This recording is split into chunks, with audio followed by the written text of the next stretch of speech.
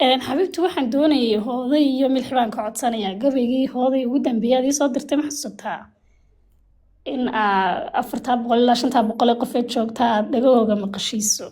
anu waan ku diirsaday kolleye saasaa ku gabadhii lahaaba Soomaha naagnimadu naagnimo haa xabiibtii haa waan falanqeynayaa marka hore inaan falanqeeyaan rabaa haddaysan jirin gabar hadda hadlayso hadal uu dhiman yahay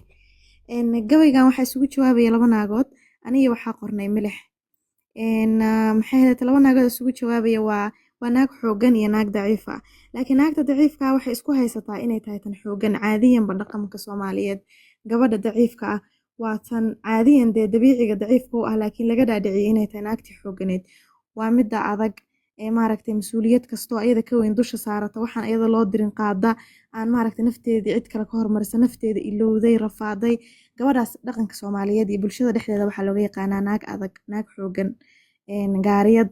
laakiin waa naagta ugu daciifsan naftaada wax walba ka bilowdaan gabadha isnaashnaashtee quruxda badan ee xilliga kasoo go'do maaragtay dadka wax sameysa xilliga kasoo go'do nafteeda ku celisa jacaylka badan nafteeda siisa waa naagta sida caadiga u xooggan ee loo baahnaa laakiin bulshada dhexdeeda waxay ka tahay qofta daciifka ahayd wax matarto huruddo aa la dhahaa so marka aniga waxaan matalayay qaybtii ahayd naagta daciifka laakiin bulsho ahaan isku haysata inay tahay tii adkayd timiraha marka naagta sida caadiga milix baa sida gabadhi saxda ahayd loo baahnaa inay xoogganaato u xooggan matalaysay marka ani waan cabanayay anoo jilaya naagtii daciifka ahayd baan cabanayay laakiin isku haysatay naagtii awoodda badnayd and then milix baan u gardhiganaya waxaan lahaa naagta awoodda badan walaalay ma adiga mise waa aniga waxaan dhahay qaybtayda gabayga xaraf raaciisa wuxuu ahaa xa x u ahaa soo xaawaan u bixiyey milix maadaa inoo wada akhrin mise sideed u samaysan baad u wada akhrin doonteen maya qaybteeda ayada akhrinaysa timiro haddii ay ogolaatana labada qayb waan akhrin karaa waa caadi ma inaad sidii u samaysiinba ka fiicnaan lahayd haddee hayso qaybteeda hadda dee u diyaarsanta way haysaa ayadaa soo diyaarisa anigu markaan gabayga eray ahaan ugu diray muuqaal ahaanna waan duubo waan diray ayadaa soo idhidgariso soo qurxisay soo qaybteeda way haysaa hadday diyaar tahay diyaar ma tahay milix ku soco haa aniga waxaan dhahay alla xaawaluuley xaqii reerka oo idil anigaa xambaartoo xaajiga wuxuu yidhi naag xooggan baa tahay xanuunkeygaan qariyaa xaajigaan dabiibaa xirashada maryaha wacan xilli horaan ka talo baxay xilliyada aroortii markaan xalo alaabaha suuqaan xamaashaa xabuub baan wareejaa xaajiga naftiisa iyo ubadkaan xanaanshaa balse xaawaluul go'ay xabeeb yeeshay oo lumay xooggaygii waan gabay xaaway su-aal weeye naag xooggan waa tuma ma anigaan xabeebtaa mise waa adiga xalan andan intaa kadib ayada ii jawaabtay naagta xoogganeed okay anuguna waxaan idhaahday naaxiintoy inaadeer xaalad weeye taasiye xanuun weeye kugu maqan xiskaagay ka jarantahay xanaf weeye kugu awdan xornimaa wanaagsan intaad xoolo bini-aadan kolba xadhiga daba sidi layd od xamaali aan daalin yaxiinta gaari noqon layd halkaagaba anaa ku hayaa xasilooni badan yeelo xasuusaha madowdaadi go-aan hoosta ka xariiq naftaadana xanaanee maryahana xariirtii ta udgoon ka xidho oo xidigaha la soo daris xubnahaga dheeligii ka ilaali xagashada xayndaabkan kugu oodan iyo xabsigana kasoo noqo ka xorow danaysiga qudhaadana balxaalee naag xooggan noqo oo ku xayaad adduunyada xiisahaaga meel mari xil aan ku saarnayn iyo xaajibaas warkiis jooji xilli kaama tegin weli isxisaabi oo qoro maamuuskii aad xortay xumaantana ha meelayn dulligana ha xaafidan xushmadee naftaada xubin aan la jarin noqo qurux iyo wanaag xulo qudaartana xabxabka iyo cambe midho macaan xuubso una dood xaqaaga iyo waxa adiga kaa maqan ee nidaamku kaa xaday maasha allah tabaaraka allah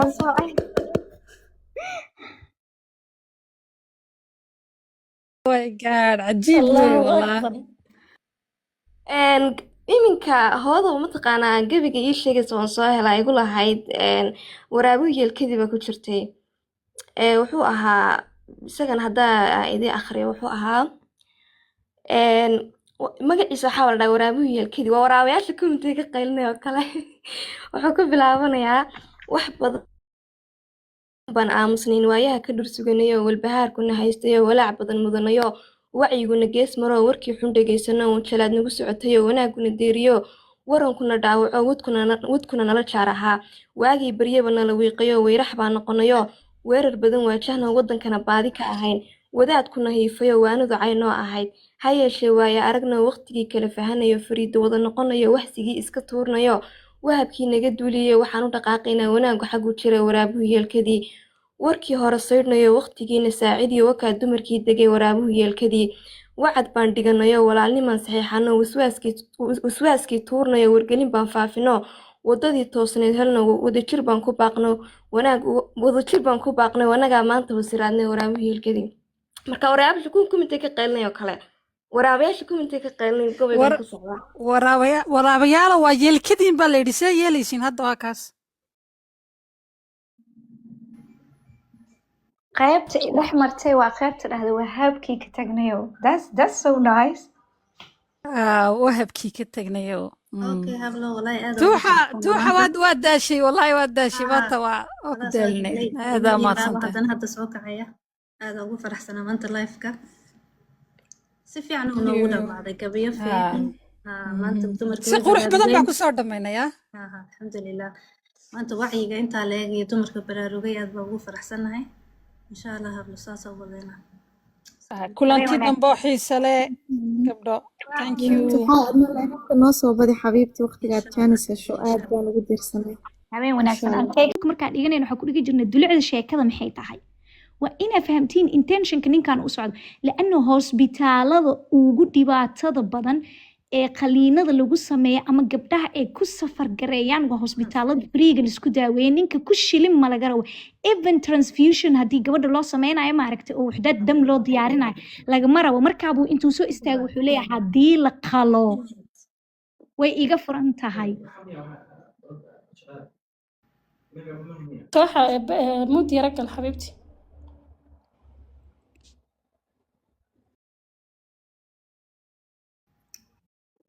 is no I problem think moodka dhan ba way heli no lahayd problem waa iska sugi karnaa hadda way heshay ka soco ninbu maalin buu barta aniga naftirkii maalinaas soo kori waaye maxaa la dhahay life-ka so is kind of tartiib oo soo galaysaa marka ayaga ulajeedka ninkan ma ahan in gabdhaha qaliinka lacag lagu qaato been buu sheegay wuxuu yiri $1,000 $350 baa muqdisho la isku qalaa yacni servisyada ka lagu sameynayo wax kale waaye haddii aad dhalaysane $60 hospitaalada qaar $70 waaye marka SOS emailhaas ku dhalaysane wax yariiso service iska bixinay so marka isbitaalada ugu badan aan ku arkay qaliin la diidayo waxay ahayn isbitaalada freega ah labo waxa ugu badan aan arkay oo dhintay ma ahayn ama dhibaato soo gaartay gabar la qalay waxay ahayd gabar qaliin loo diiday oo isgoosatay gabar qaliin loo diiday oo umul raacatay gabar qaliin loo diiday oo ilmo oo maxaaladaha special need dashay cerebral palsy ila aakhirih maxaaladaha waana ogtihiin complicationada ka imaado maxaaladaha deliveryga ka imaado sawaan hooyada ha ku imaado ama babyga ha ku imaado one of the leading cause oo nimanka naagahooda ay uga tagaan waay gabadha markay isku furmato ilaan gabdhahan wuxuu u guursaday asiga inay khaadimad ay u noqoto even the pregnant uurka xatee wuxuu dareemayaa something oo asig ka imaaday inay gudeed iyo caromiin nimanka oo nadiifka cilaaqadaha oo cleanka maka hadlooya ani oo equalityga iyo maxabada ku dhisan kama hadlooya I mean like cilaaqadaha toxiga ah waxay ku sheekeystaan gabar baa jirta hadda ka hor farmasista waaye waddankana jooga master ay sameynaysay gabar ani si toos uma aqaani saaxiibkeeda aqaana hospitaalka iskala shaqeynaa meesha qadada hoolka marka aa imaane baa niman uu la sheekeysanaya kursiga iga dambeeyay fadhiyeen he was so mad wuxuu dhahay naagtii mastery bilaawaysa I don't know what to do ma rabta inay guriga maxaa la dhahay inay isku faadiyeesho ee guriga bis marka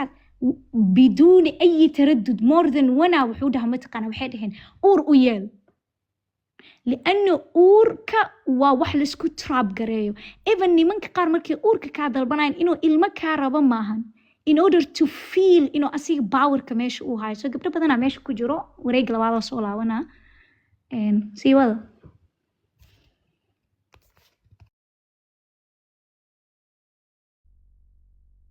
qofna iga horeeyo ku soco milixmay horta habla waan salaamay dhammaantiin waxaan rajaynayna wanaagsan jirto adigana waan ku salaamay layf wanaagsan waxaan rajaynayna layfafka noo soo badisa insha allah iyo dhammaan hablaha qolka jooga dhammaanteen salaamaya inkastoo mawduucii horta la qaadaa dhigay oo dee mawduuca koofiyadiisa intii ugu sarreysay laga hadlay, ana waxaan rabaa